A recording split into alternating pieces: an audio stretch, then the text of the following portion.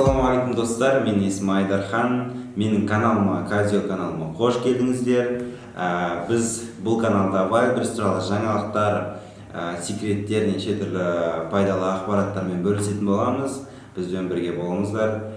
Бүгінгі біздің тақырыбымыз қазіргі выплатаның неужели выплатаның тұрақталуы, то есть бізге енді король Денисқа жазып, оферта толтырып, каждый бетіне қол қойып, оны оферта акцептована деп жазып, сканермен өткізудің қажет жоқ. То есть ол жарайды, оның бәрін істейміз ғой.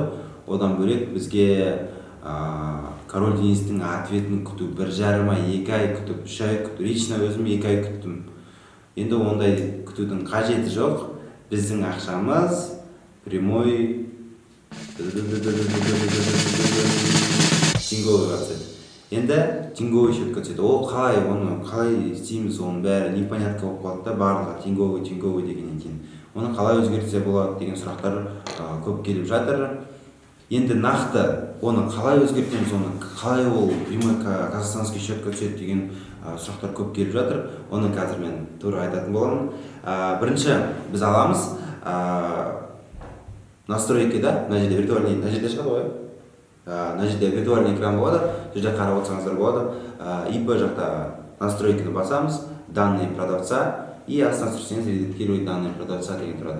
Редактировать данные продавцаны басып, сол жерде бізде расчетный счет и астында транзитный счеттар, Биг транзитного банка, ИНН олар береді. Ал бізге ең бастысы ауыстыру керегі, ол расчетный счет, үсті жоғарындағы расчетный счет, ол бізде рублевый деп жазылып тұрды ғой. Енді просто аламыз оны, казахстанский счетқа ауыстырамыз, то есть Каспий Пайдағы казахстанский счетқа кіріп, инфо и реквизиты счетаны алып, сол жерге ИИК деген счетты қоя саламыз. Сол кезде соны біз сохраняем. После этого бізде тағы бір жаңалықтардан бірі, ол бізге выплата енді понедельник емес, пятница түсетін болды. То есть каждый выплата бізде пятница сайын түседі, тинговый счетқа түседі деген жаңалықтар келіп жатыр. Иншалла, енді біз сол жаңалықтардың тұрақталуына үміттенеміз. Солай болуын талай күткен болатынбыз. Өйткені мына жұмыстардың бәрі көп, продавецтерді, көп поставщиктарды былай айтқанда қырынан шығарып жүрді. Выплата жақтан өте үлкен проблемалар болды.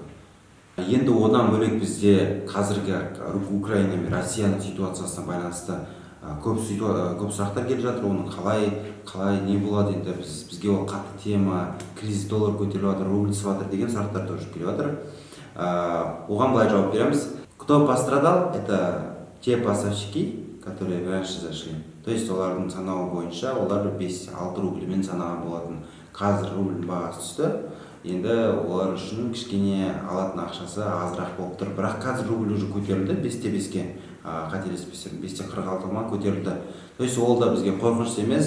Wildberries'тің жабылып қалу мүмкіндігін көп сұрайды. Жабылып қалу мүмкіндігі ол өте аз. Өйткені Wildberries ол российский компания, и Қазақстанмен ол прямой СНГ бір мемлекет болғаннан кейін, бір жер болғаннан кейін жақсы өте связьда. Содан кейін олар постоянно жұмыс істейтін болады именно Қазақстан мен Россияның арасында.